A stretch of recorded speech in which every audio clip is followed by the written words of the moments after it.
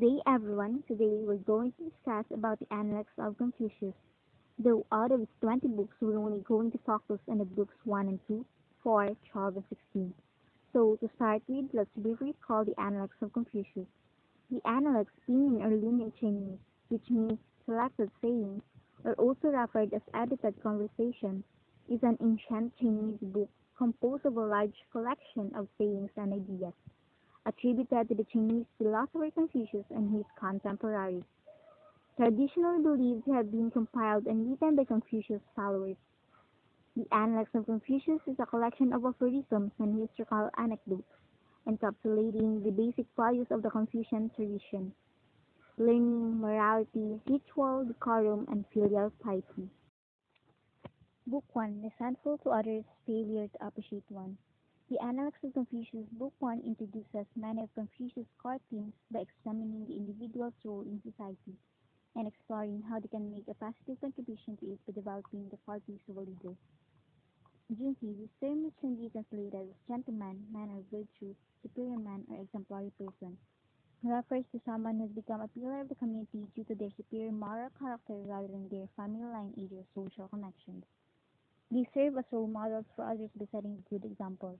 The gentleman is a model of virtuous thought and behavior who can earn respect and social status through self-improvement.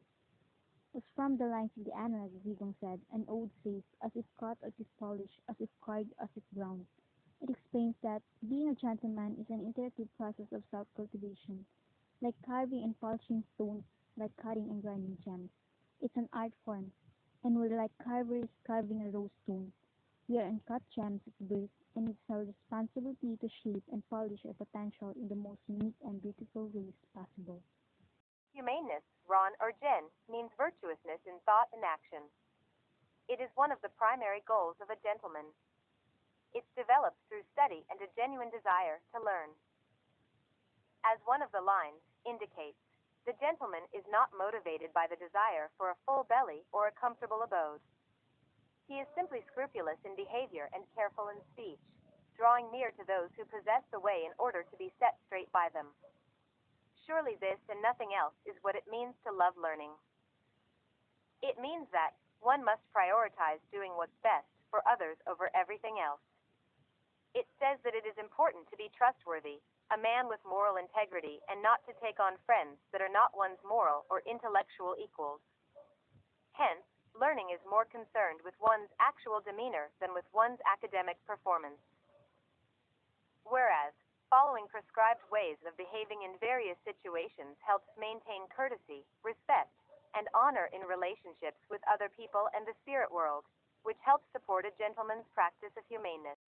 Filial piety, or respect and reverence for parents and other authority figures. Honoring parents and families was important in Chinese culture even before Confucianism, but Confucian philosophy extended filial piety to other figures of authority, including those in government. Master Yu expresses his belief in Chapter 1.2 as quoted, Master Yu said, "A young person who is filial and respectful of his elders rarely becomes the kind of person who is inclined to defy his superiors. And there has never been a case of one who is disinclined to defy his superiors stirring up rebellion." The gentleman applies himself to the roots. Once the roots are firmly established, the way will grow. Might we not say that filial piety and respect for elders constitute the root of goodness? It means that following the root principle of respecting and honoring family elders would naturally lead to respect and honoring civil authorities.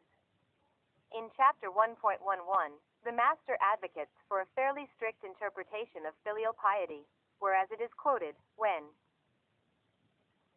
someone's father is still alive, observe his intentions.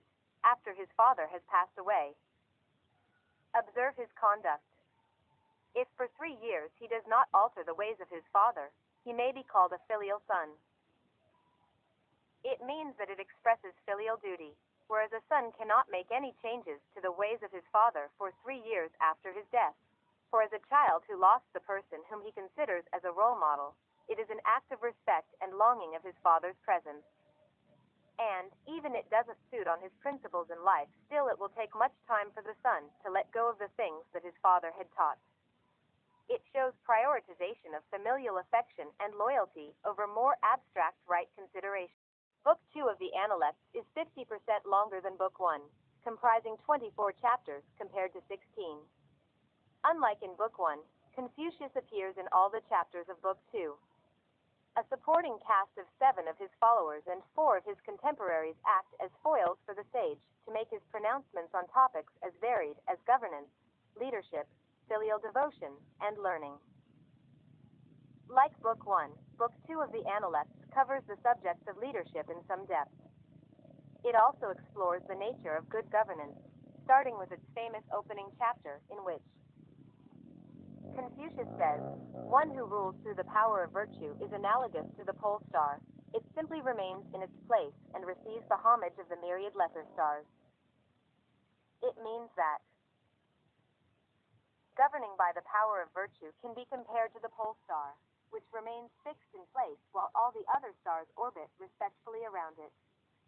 It also expressed the central Confucian view that a virtuous government serves as a guide to the common people, like the North Star guides travelers. Specifically, the master instructs those in positions of power to promote the straight and set them above the.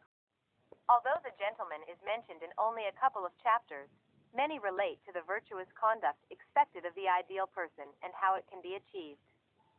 In chapter 2.4, one of the most famous chapters quoting, the master said, "At 15, I set my mind upon learning. At 30, I took my place in society. 1 at 40, I became free of doubts. 2 at 50, I understood heaven's mandate. 3 at 60, my ear was attuned. And at 70, I could follow my heart's desires without overstepping the bounds of propriety." The master uses his life to illustrate that internalizing the Confucian ideals is a journey that takes a lifetime of learning and effort. After setting his heart on learning at 15, he had no perplexities at 40 and understood the decrees of heaven at 50. It was only at 70 his heart's desires did not transgress what was right. Both study and thinking are important to achieving this, and true understanding is recognizing what you do and don't understand. Changing oneself internally is the important and most difficult part, including in the practice of filial piety. Book 4 addresses the characteristics of a gentleman, discusses the role of society in an individual's pursuit of becoming a virtuous person, and briefly discusses filial piety. When talking about goodness, the master said, "To live in the neighborhood of the good is fine. If one does not choose to dwell among those who are good, how will one obtain wisdom? And without goodness, one cannot remain constant in adversity and cannot enjoy enduring happiness. Those who are good feel at home in goodness, whereas those who are clever follow goodness because they feel that they will profit from it. Merely set your heart sincerely upon goodness and you will be free of bad intentions." When it comes to choosing one's environment, one must exercise caution. The passage emphasizes the importance of one's social environment in the development of one's character. When virtue pays off in the form of social acclaim, wealth, and official position, these astute individuals, having achieved their external goal but lacking any commitment to the way as an end in itself, fall into immoral arrogance and idleness. If you can set your heart sincerely on goodness, you will be free of badness and wrongdoing in all the other ways. But only a truly good person thoroughly and spontaneously embodies it in action, emotion, and thought. When asked about gentlemanliness, the master said, "With regard to the world, the gentleman has no predispositions for or against any person. He merely associates with those he considers right." He added that the gentleman cherishes virtue, whereas the petty person cherishes physical possession. The gentleman thinks about punishments, whereas the petty person thinks about exemptions. Lastly, the gentleman understands rightness, whereas the petty person understands profit. The first passage explains that going on a long trip would imply neglecting one's filial responsibilities. In terms of itinerary, he must inform his parents, and when he returns, he must personally report to them.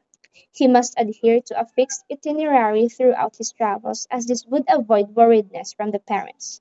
Second passage explains that when his father is still alive, the son is unable to act freely because he must obey his father's commands. So one can only judge his character by observing his intentions. Only after his father's death can the son learn about his character by observing his own actions. And talking about ideal path of thought and action that a person should take, the master said. Having in the morning heard that the way was being put into practice, I could die that evening without regret. The point of this passage is to save people from the way, not to save oneself through the way. This is why we read that if the way were truly heard by the world in the morning, one's life would flow smoothly. It would be fine even one died that evening, as it would be peaceful and no regrets. Master Zhang, all that I teach can be strung together on a single thread. Everything the master teaches is theoretically unified by a single principle, like objects strung on a single thread. The Analects' emphasis on practice over theory suggests that a single thread is more likely to be a kind of consistency in action than a unified theoretical principle. The master added, when you see someone who is worthy, concentrate upon becoming their equal. When you see someone who is unworthy, use this as an opportunity to look within yourself. The emphasis here is on action, not just seeing the qualities of others, but also using this insight to improve oneself. The seeing mentioned in this passage refers to that which any person can easily perceive. The difficulty lies entirely in actually beginning to do something about it. Book 12 of Confucian Analects tackles passages on perfect virtue, government, and other questions of morality. When asked about goodness, the master replied, restraining yourself from returning to the rights constitutes goodness. If one day you manage to restrain yourself and return to the rights, in this way you could lead the entire world back to goodness. The key to achieving goodness lies within yourself. Confucius also emphasizes the golden rule. Do not impose upon others what you yourself do not desire. In this way, you will encounter no resentment in your public or private life. Sometimes people are defined by those around him rather than what they see from him.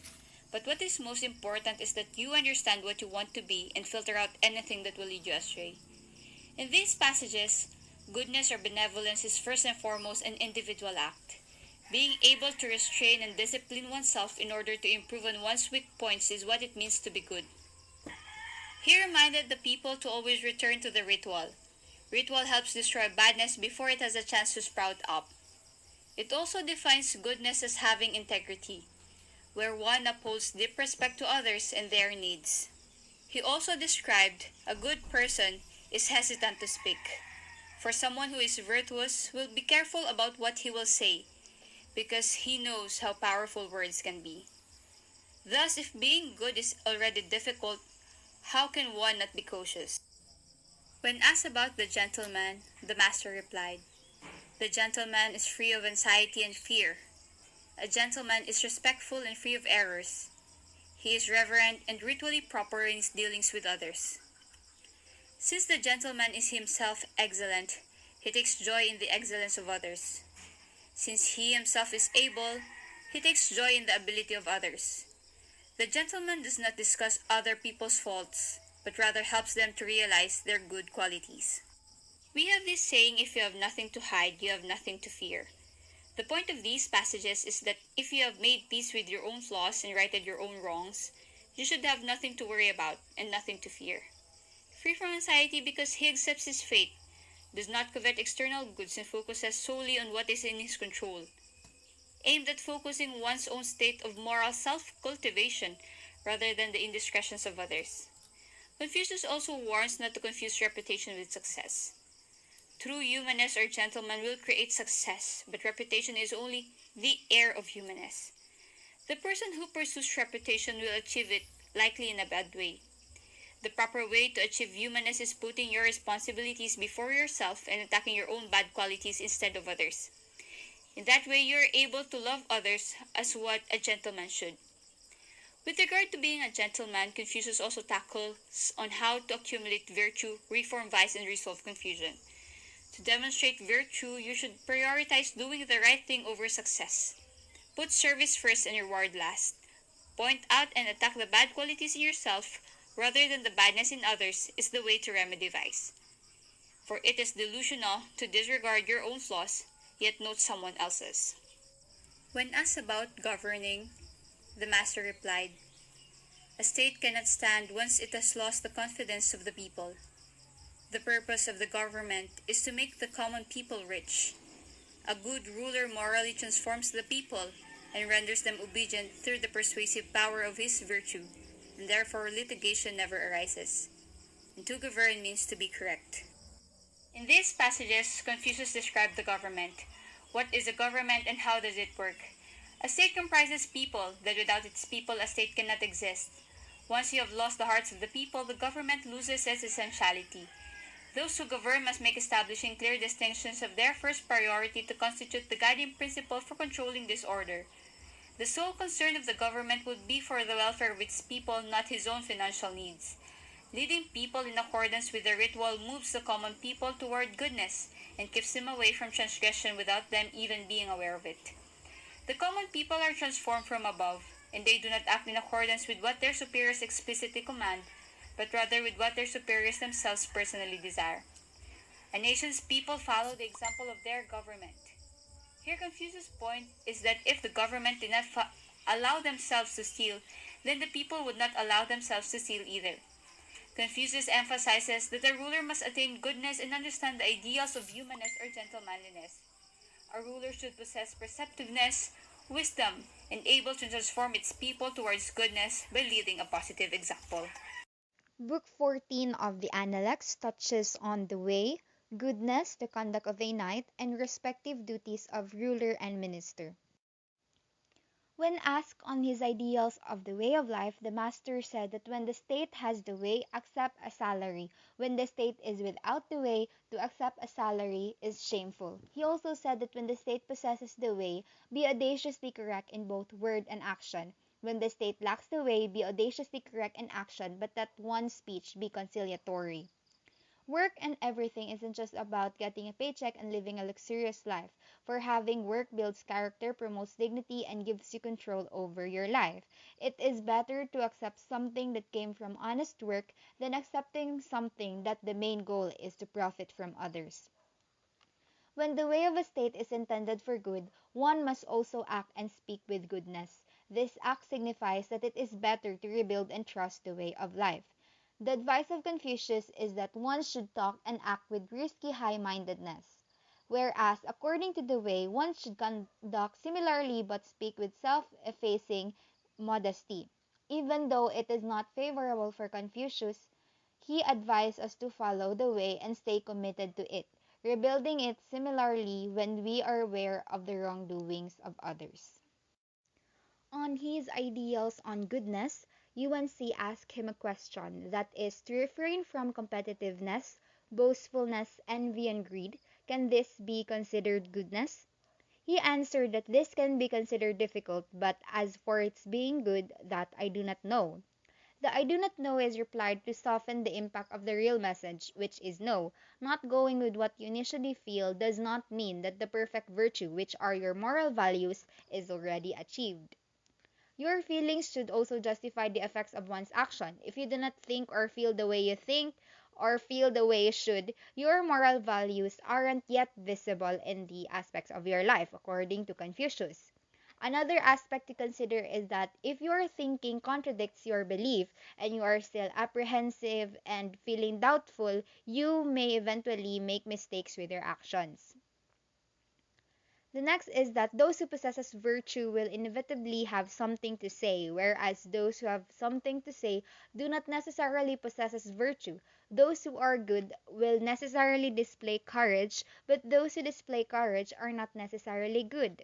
For instance, considering a person who can memorize hundreds of odes but is unable to carry out government work or engage in repartee when sent overseas as an envoy or as a representative.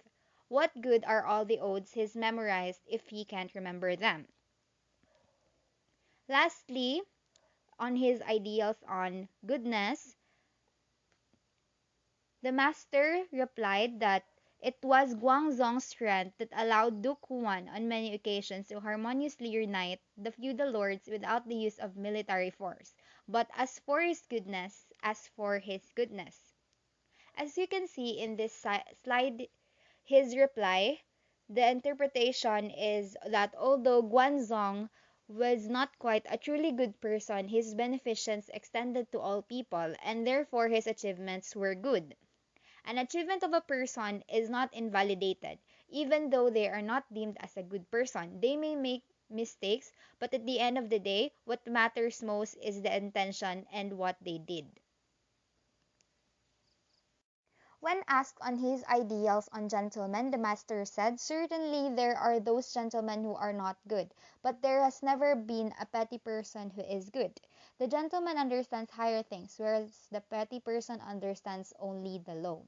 Even a gentleman can do things that are not good on occasion, but it does not negate the fact that he is still a gentleman. The same goes for a petty person. It does not change or erase the fact that he or she is petty and still has that same character. A petty person is often motivated by external conditions like rewards or money. Next is, do not discuss matters of government policy that do not fall within the scope of your official duties. This means that we should limit our actions for infringing on the official duties of others and acting superior to anyone. The master also said that the gentleman is ashamed to have his words exceeded his action. As Wan Kang explains, the gentleman is a type of person who pays attention to his words and is careful about his behavior. A famous phrase we often hear is to walk the talk, and by that one must put words into action and is careful with his words since they are very powerful. It has the ability to help, to hurt, to heal, to harm, to humiliate, and also to humble. Here you find Confucius elaborating on the idea of a gentleman by listing three more characteristics. The meaning of these passages is that in order to bring peace, develop strong trust and relationship among others, one must be respectful and is willing to assess oneself and personally improve for the better. One should know how to adjust with other people's feelings and effortlessly tries to better oneself with their flaws. It is within our responsibilities to realize our mistakes and do something to make up for those mistakes. In that way, you can bring peace to others and lessen disagreements and conflicts. When asked on his ideals on governing in line with the respective duties of a ruler and minister, Confucius said that if you really care for them, can you then fail to put them to work? If you are truly dutiful to him, can you then fail to instruct him? If those above love ritual, then the common people will be easy to manage. If a ruler genuinely cares for his people, he will make urgency with their work and put them to use. Similarly, in the area of sport, when a trainer did not train his player well for a competition and just let him be, even though his skills are good, eventually it will become dull. And since the trainer failed to instruct him well on the day of the competition, consequently his student lost.